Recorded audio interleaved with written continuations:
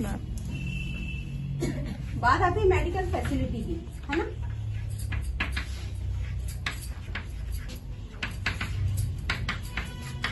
तो medical facility अगर आप सेंट्रल गवर्नमेंट में हैं तो उसका नाम है CGEHS,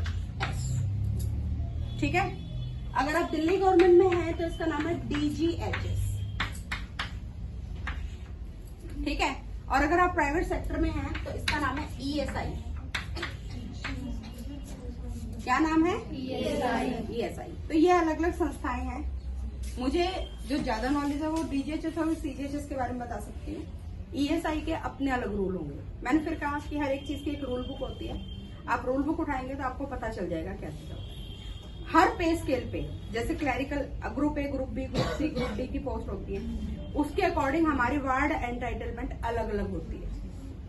फिर दो चीजें होती हैं, जो DGHS की फैसिलिटी जो मैं बता रही हूँ, इसमें जो आपको मेडिकल अलाउंस मिलता है, क्या मिलता है?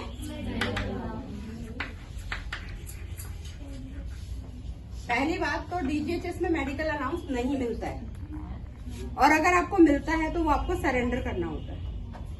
DGHS की फैसिलिटी लेने के लिए मेडिकल अलाउंस या तो मिलता नहीं है, और अगर नहीं मिलता तब भी पैसे कटवाने पड़ते हैं, जो कि हम कटवाते हैं, ठीक है। और अगर मिलता है तो आपको मेडिकल फैसिलिटी लेने के लिए CGHS या DGHS की जो भी आप फैसिलिटी ले रहे हो, इसमें आपको पैसे जमा कराने पड़ते हैं, वो आपके ऑटोमेटिकली सैलरी से कट जाते हैं, ठीक है। लेकिन उसके बाद आपकी OPD से लेके पूरा हॉस्पिटलाइजेशन का जो खर्चा है वो गवर्नमेंट का है। अब आपको मैं दो चीजें बताती हूँ। एक है आपका मेडिकल अलाउंस होता है, एक मेडिकल रीइंबर्समेंट होता है। रीइंबर्समेंट शब्द सुना है? देखो, रीइंबर्समेंट।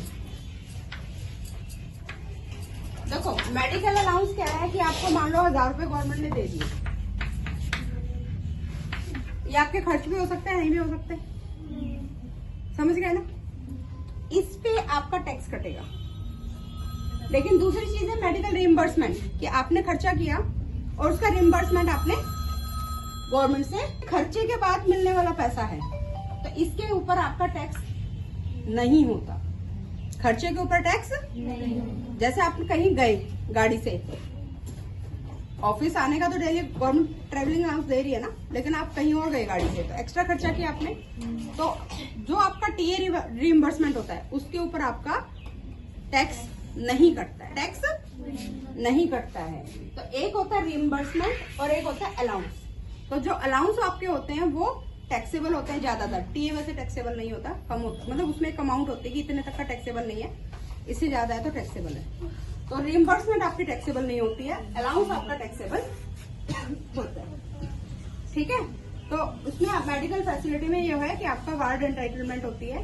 तो वार्ड एंटाइटलमेंट है, जैसे आपकी मान लो 1000 रुपए का वार्ड आप ले सकते हो, लेकिन हॉस्पिटल में बेड खाली नहीं था, आपने 2000 का वार्ड ले लिया, तो क्या होगा, गवर्नमेंट आपको 1000 ही रिम्बर्स करेगी, 1000 आपको अपने पॉकेट से देनी पड़ेगी। क्लियर?